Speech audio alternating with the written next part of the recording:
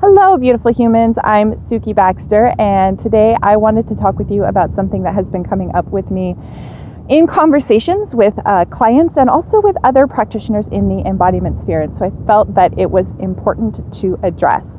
And that is the difference between being traumatized and experiencing trauma.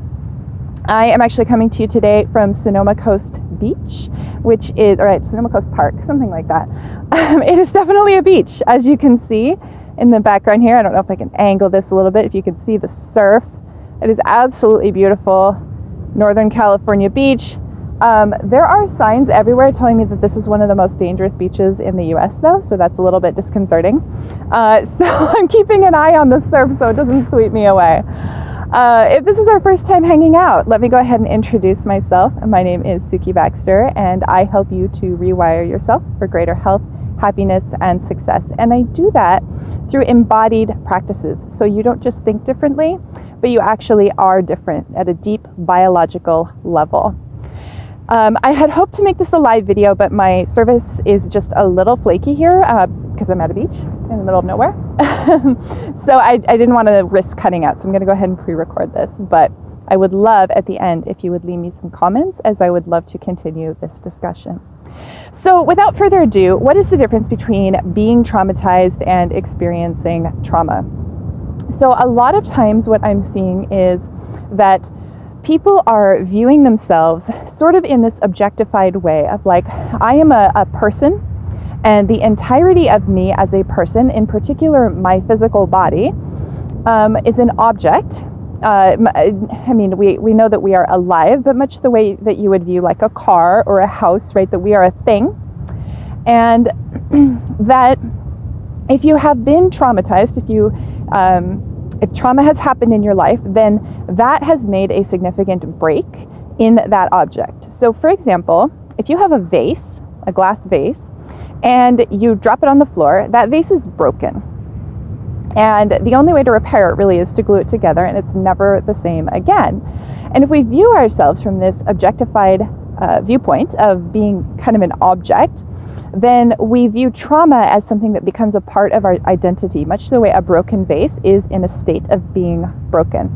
So I meet a lot of people who have experienced trauma in their lives, and maybe they knew they had been traumatized, maybe they didn't, but at some point, somebody drew their attention to the fact that they had some trauma living in their system.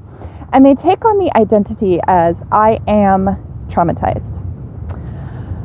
If we make a subtle shift in perspective and we start to think about our physical selves and our entire being, really, like the self, so not just your physical self, but your emotional self, your mental self, your spiritual and energetic self, all of you, if you view that entirety of a human as a living process, not as an object, but as something that is constantly evolving, a process that is always in the process of becoming in a state of evolution, then you can experience trauma, and that shapes you the way that, for example, a wave, how appropriate, right, being at the beach, that a wave could knock a boat off course a little bit, right? A big wave is going to knock you off course quite a lot, and a small wave may just nudge you a tiny bit off course, which may not be recognizable when it happens, but may show up much later down the trajectory of,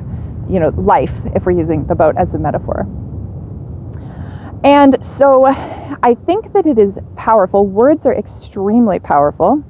Words are not a mental construct so much as they are a vocalized expression of an embodied experience. They arise from a lived experience that is attempting to express in a way that can be comprehended by other humans.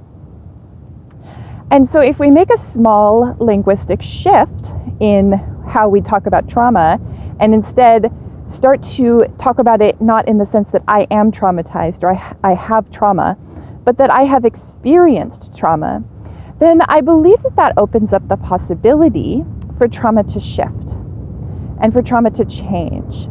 Because from the standpoint of I am traumatized, it's become part of your identity. And what I have noticed is that people who self-identify as traumatized have a difficult time letting it go, Because when you remove an identity, there's a void.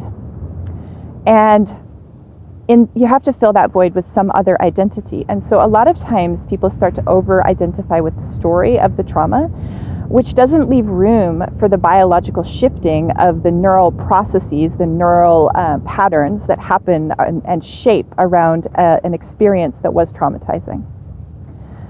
So if instead we view it as something that has shifted the course of our lives, but that we can shift back on course, or that we can shape the course going forward, that we can take, where we are, because we are where we are, right?